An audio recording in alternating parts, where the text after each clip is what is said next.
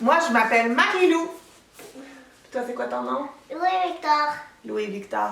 J'ai écrit plusieurs livres de yoga pour enfants. J'en ai écrit 6 au total. Et puis, cette semaine, je vais te les lire juste pour toi. Alors, il va en avoir plein à découvrir. Est-ce qu'on commence la lecture? Oui. Aujourd'hui, le livre que je vais te lire s'intitule « Hugo est triste ».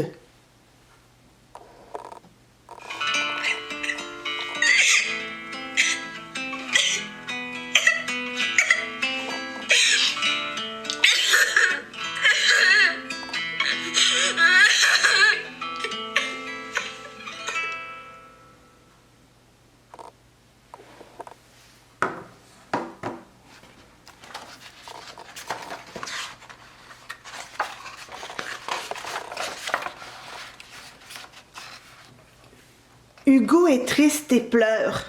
Il a les yeux rougis et des larmes coulent sur ses joues.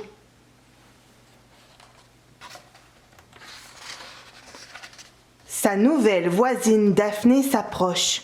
« Ce n'est pas une bonne journée pour toi? Tu as le cœur gros, Hugo ?» Le garçon ressent de la tristesse, mais ne sait pas pourquoi. Il se sent fatigué, n'a plus d'appétit. Il s'est même fait traiter de pleurnicheur à l'école.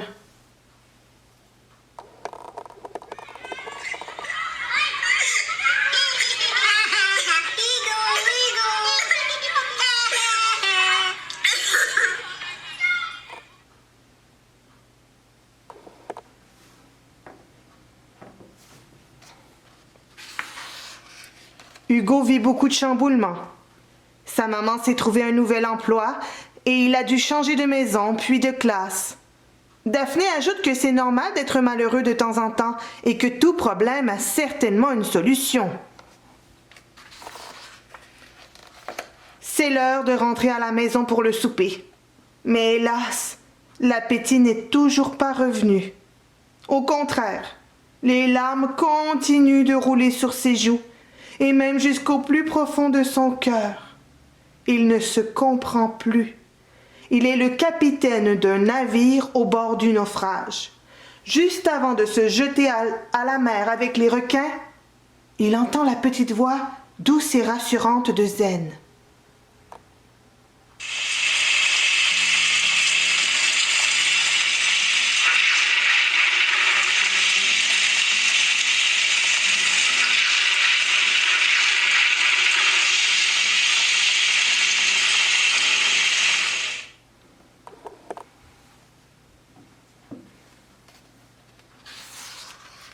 Son ami Zen, un bambou, mais aussi le meilleur conseiller du monde, l'observe attentivement. « Hugo, tu dois savoir que la tristesse ne dure pas toujours. Permets-toi de vivre ton gros chagrin. Ensuite, tu pourras peut-être me raconter ce qui ne va pas. » Tu sais, mon ami, il n'y a pas que les bébés qui pleurent. Même les grandes personnes doivent affronter leurs émotions. Hugo est silencieux. Soudain, il éclate en sanglots. Zen s'approche calmement pour lui caresser les cheveux. « Je suis là, je suis disponible, je t'aime. » Et si tu allais sur ton tapis de yoga pour assécher tes idées imbibées de tristesse? Centré sur son tapis de yoga, le petit s'assied sur ses talons, les doigts bien ouverts et déposés sur ses genoux. Hugo prend une grande inspiration par le nez et expire par la bouche grande ouverte, la langue tirée. C'est la respiration du lion qui rugit. Il recommence à 2 autres reprises, toujours en prenant le temps de bien inspirer. C'est si amusant d'imiter le lion et de tirer la langue, songe-t-il. Puis, il s'allonge doucement et ferme les paupières.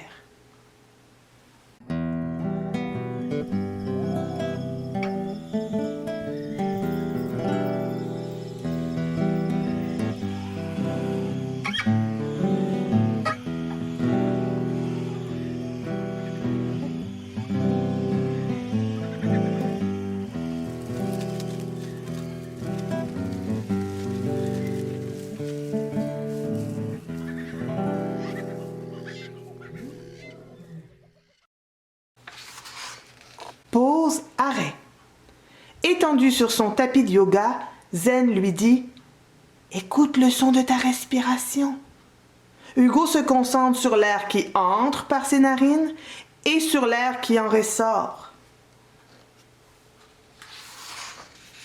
Il esquisse un sourire. Faire le lion lui a rappelé la jungle, puis le zoo. Ah, comme j'aime les animaux! Il adore les observer dans leur habitat, examiner la couleur de leur pelage ou de leur plumage et étudier la lenteur ou la vitesse de leurs pas. Le petit explorateur se plaît souvent à se métamorphoser pour leur ressembler. Dès l'entrée du zoo, il y a la plus grande et majestueuse de toutes, la girafe, avec son élégance et son grand cou.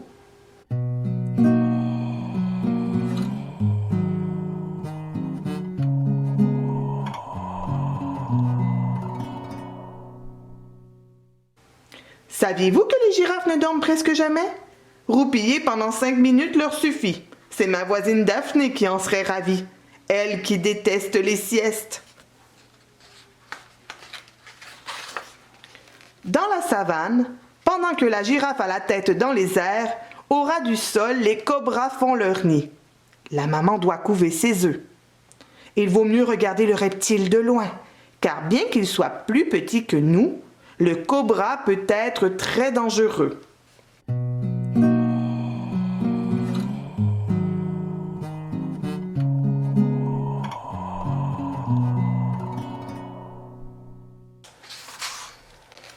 En route vers la fermette du zoo, il remarque le plus doux et attachant de tous, le lapin. Il y en a des blancs, des noirs, des tachetés, des grisés. Hugo aime s'imaginer qu'il est gris-bleu avec un petit museau rose.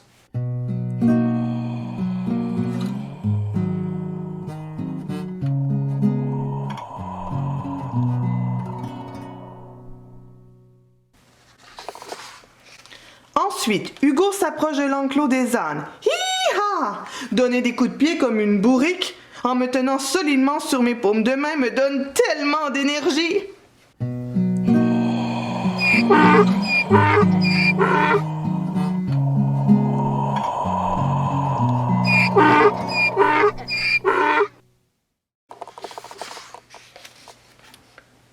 Un ânon lui montre les dents pour lui faire la risette. Hugo pouffe de rire. Il a enfin retrouvé son sourire qui était là, enfoui tout ce temps. Je plie les genoux, voici le hibou. J'attrape mes pieds pour l'araignée. Go, go, je sautille pour le crapaud. Je plie les genoux, voici le hibou.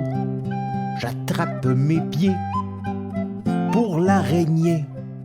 Go, go, je sautille pour le crapaud.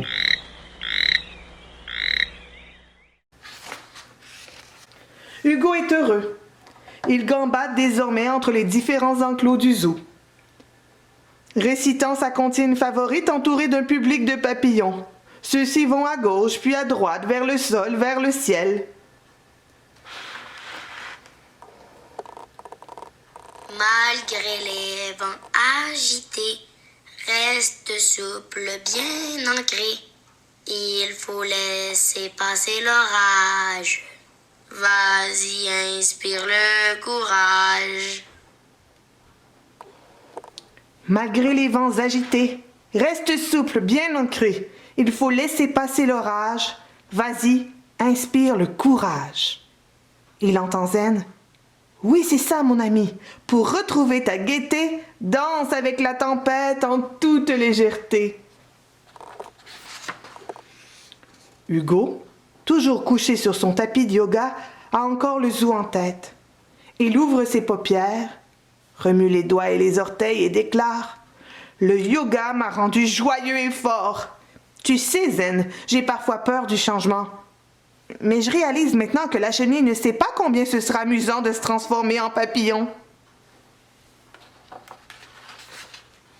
Wow! Tu vois, Hugo? Maintenant ton sourire est revenu, car la mer sous ton navire est paisible. S'il t'arrive de te sentir triste et que tu désires retrouver le sourire, accompagne Hugo et son ami Zen le bambou dans leurs chouettes aventures.